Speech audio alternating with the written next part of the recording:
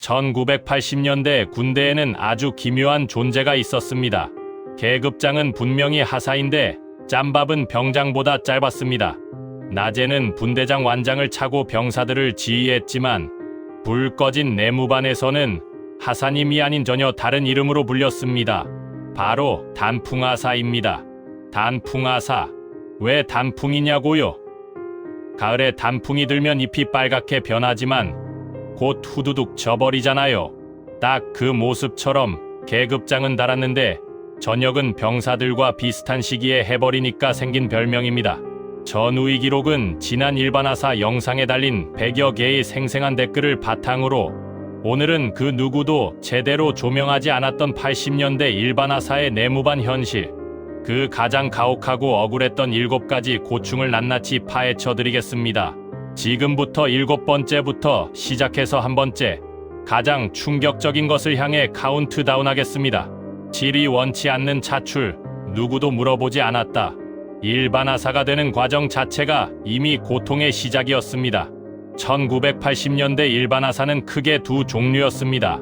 자대에서 상병병장 중 쓸만한 인원을 차출해 하사관 교육대로 보내는 분대장, 일반하사와 아예 훈련소에서 훈련병 신분으로 차출되어 끌려가던 징집형 일반하사입니다. 문제는 이 차출이 대부분 본인 의사와 무관했다는 것입니다. 지원을 먼저 받기는 했지만 자리가 남으면 부대에서 알아서 야, 내가 가라는 식이었습니다. 오늘 아침까지 내무반에서 잘 지내던 상병이 갑자기 짐 싸서 하사관 교육대로 끌려가는 일이 비일비재했습니다. 하사관 교육대에 가면 어떻게 됩니까? 교육 기간 동안 정규 부사관 후보생들과 똑같은 혹독한 훈련을 받습니다.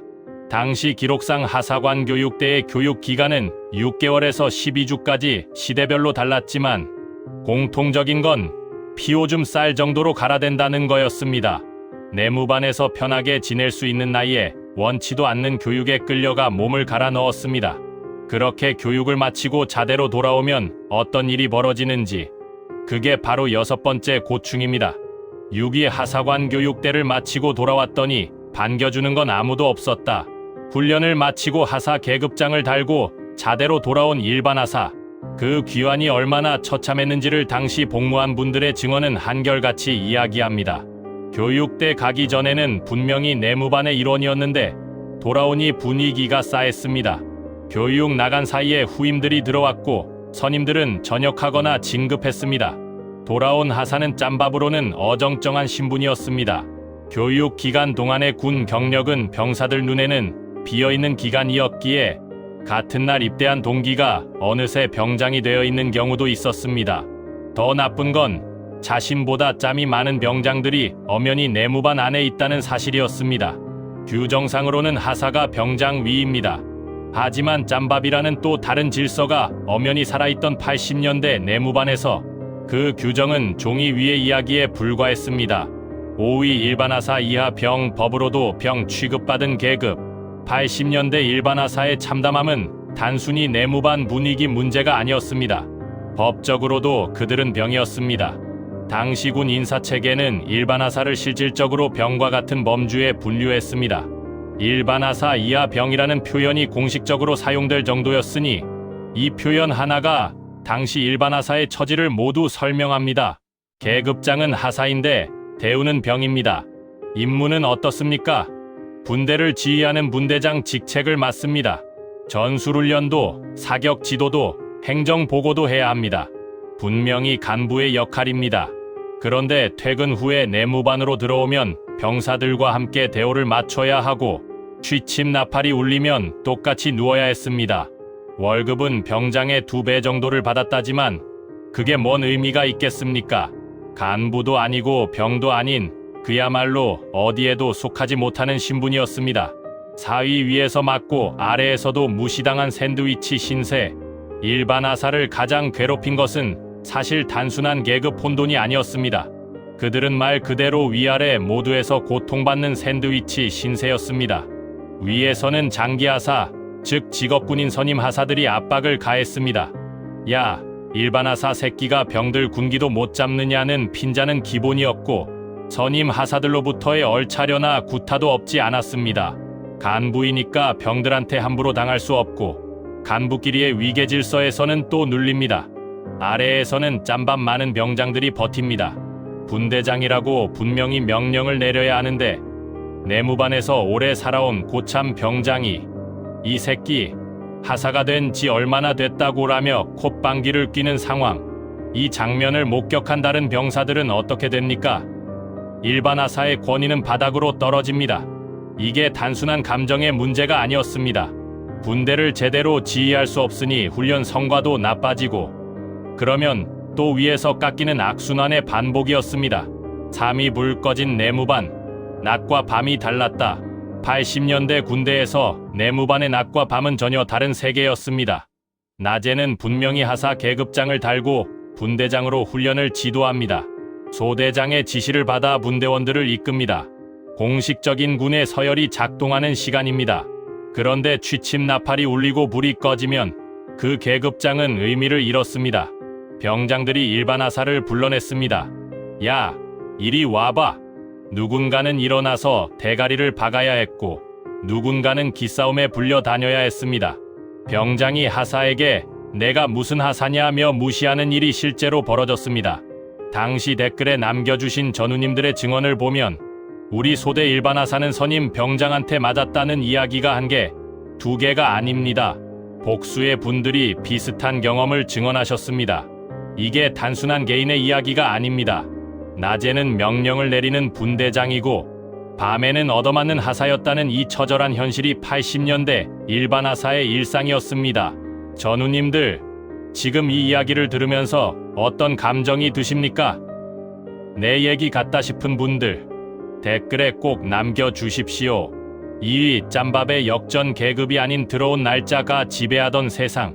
80년대 군대에서 질서를 지배한 것은 계급이 아니라 짬밥이었습니다. 그 시절 복무기간은 30개월 안팎이었습니다. 1년이 지나야 상병 진급이 가능했고 전체 복무기간을 감안하면 고참 병장이 내무반에 군림하는 기간이 지금보다 훨씬 길었습니다. 그런데 일반 하사는 어떻습니까?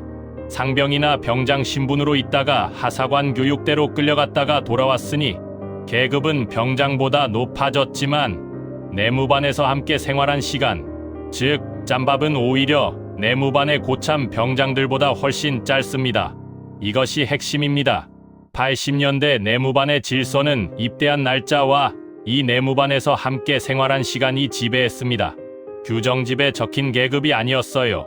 그러니 하사 계급장을 달고 돌아와도 이 내무반에서 나보다 짧은 놈이라는 인식이 병장들 머릿속에서 지워지지 않았던 겁니다. 이것은 그냥 개인의 성격 문제가 아니었습니다. 30개월에 가까운 복무기간, 자동화된 병장 진급 제도, 그 속에서 진짜 준부사관 역할을 해왔던 고참 병장들의 자존심, 이 모든 것이 충돌한 결과가 80년대 내무반의 혼돈이었습니다.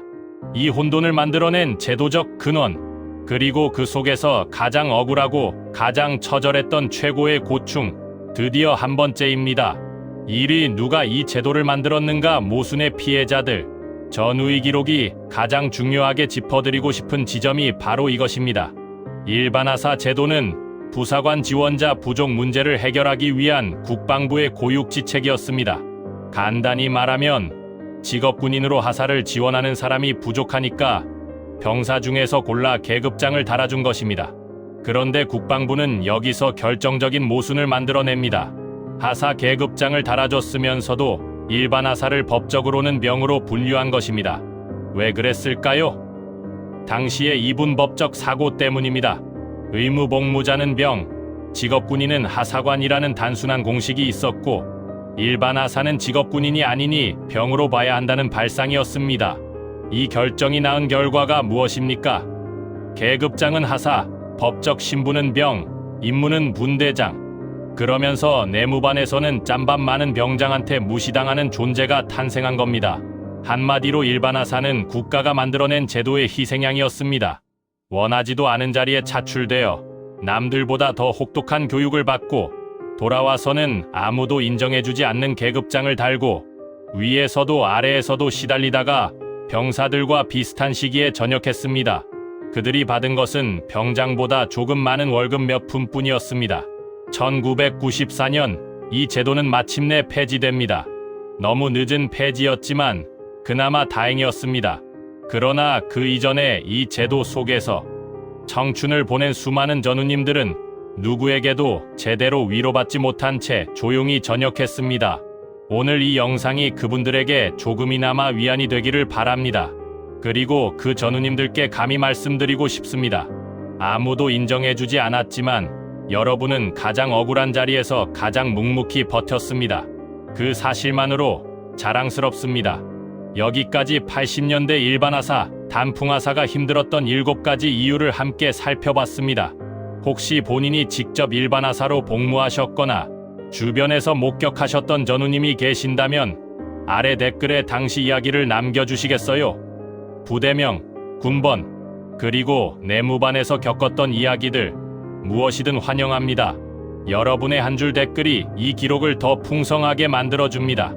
영상이 도움이 되셨다면 구독과 좋아요 꾹 눌러주시고요. 전우의 기록은 계속해서 여러분이 살아온 시간을 정성껏 기록하겠습니다.